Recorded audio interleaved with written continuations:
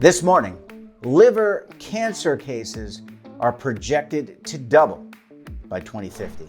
And joining me now to discuss this is Dr. Hashem El-Serag of Baylor College of Medicine. Dr. El-Serag, great to see you. Thanks for joining us on the program this morning. Thanks for having me. And looking at this data, it concerns me, so I imagine it does concern you. Liver cancer cases are going to be on the rise. Yes, indeed. I think the report shows two aspects, big picture. One is a concerning one, that the number of liver cancer cases are expected to almost double by the year 2050. That's worldwide, if things continue on the current track. The flip side of this, that almost 2/3 of cases of liver cancer are caused by something that is potentially preventable, either preventable by vaccination or screening or treating it. But we'll talk about that in detail. Yeah, it's an alarming increase. And what, if you could share, Doctor, what will cause this increase in liver cancer cases? Yeah, I think an easy way to understand this is to think of what causes liver cancer.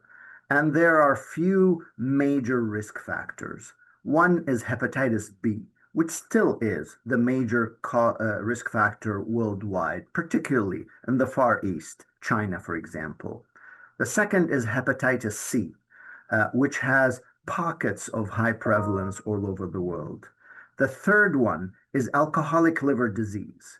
And the fourth one, which is really a new entity and a major driver of our report, is to highlight and increase the awareness of this entity that is called metabolic dysfunction associated steatotic liver disease. I know it's a mouthful, MASL, but colloquially that is a mouthful. Known as fatty liver.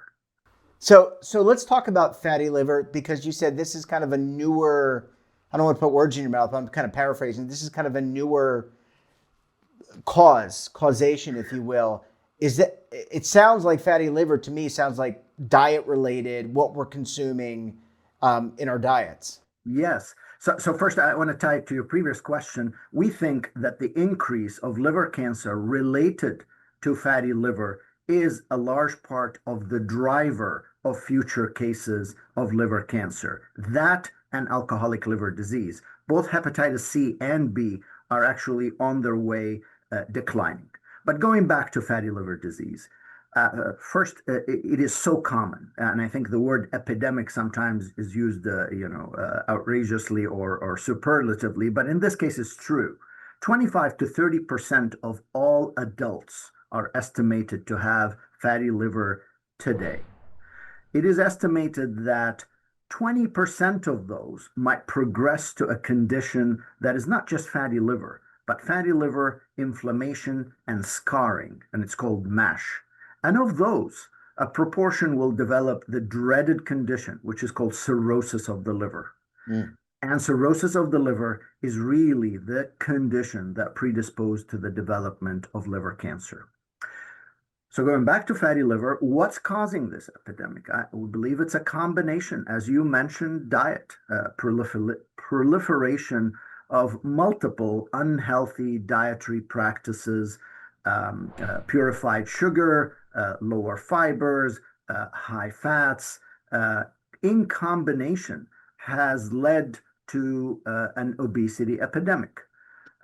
So the diet with the increased body weight together produce a syndrome called insulin resistance, where the body's insulin is not capable of performing its optimal functions, one of which is cycling off the fat of the liver, and therefore more fat accumulates and you get fatty liver. And with time, meaning 2 to 4 decades, that fat causes inflammation, which then causes scarring. Lots of scarring is cirrhosis precursor to liver cancer. And how would I know if I have a fatty liver? You can't just look at I'm assuming you can't just look at the body and say, oh, your liver's fat. Are there blood tests when you go to visit your primary care physician that would alert you to whether or not you have this condition? So this is one of the major pushes of our report is to better implement screening for fatty liver disease and risk stratification. So it's two steps. Do you have fatty liver disease? And are you part of the 20 or 30% that are more likely to have bad complications?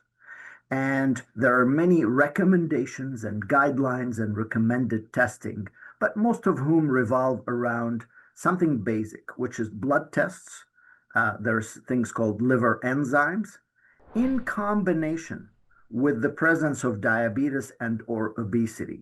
And there are now calculators that could be incorporated in the electronic health records that screens people at a first cut.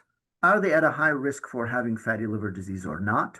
And if they flag as yes, based on blood tests, obesity, or diabetes, and next test, which is fairly diagnostic and it's non-invasive and it's cheap, it's an ultrasound-based technology to measure the degree of fat and the degree of scarring in the liver. A test called FibroScan, for example, is commonly used.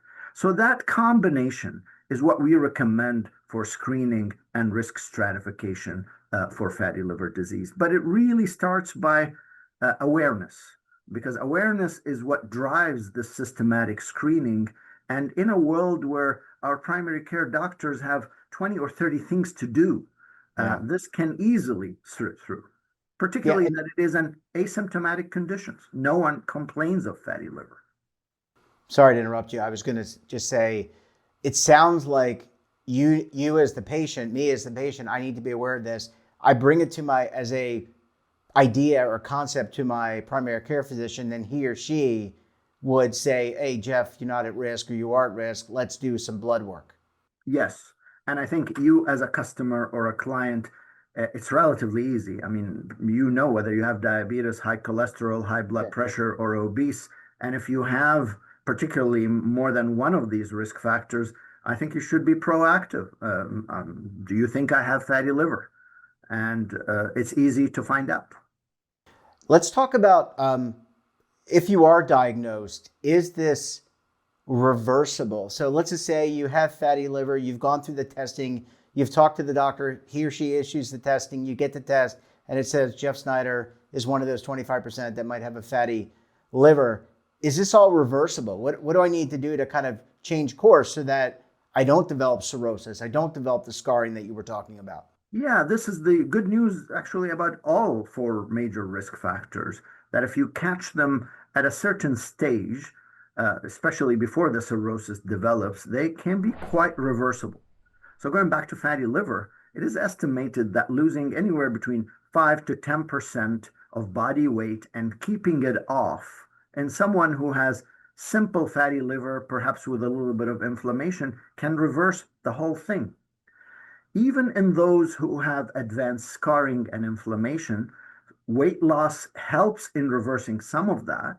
And of late, there are a few medications now on the market that have shown promise and effectiveness in reversing fibrosis. Most notably is this new category of medications that you hear about all the time, the GLP-1 agonists like Wegovy and Mounjaro and the likes. But there are others too. Yeah. So just to kind of sum up, at the end here, it sounds like a lot of this is in each individual's control. We control what we're consuming. We control our lifestyle. We can control how we interact with the doctor, and then we can control what, if anything, we need to do as a result of all these tests. It is reversible. We are partially in control, but no one lives alone. So people need to seek help.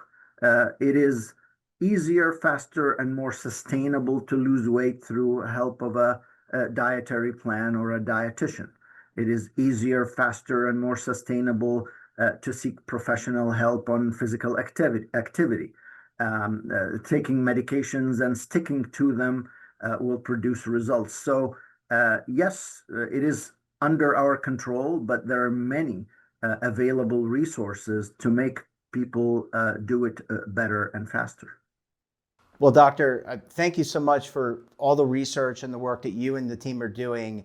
And we look forward to talking again with you and having those numbers actually go down over a long period of time. Great to see you. Thanks for joining us, and we look forward to having you back on the program again very soon. Thank you, Jeff, for covering this story. It's important work. Thank you. Well, that wraps up this morning's episode. Till tomorrow, I'm Jeff Snyder. Stay safe, keep on saving, and don't forget, roll with the changes.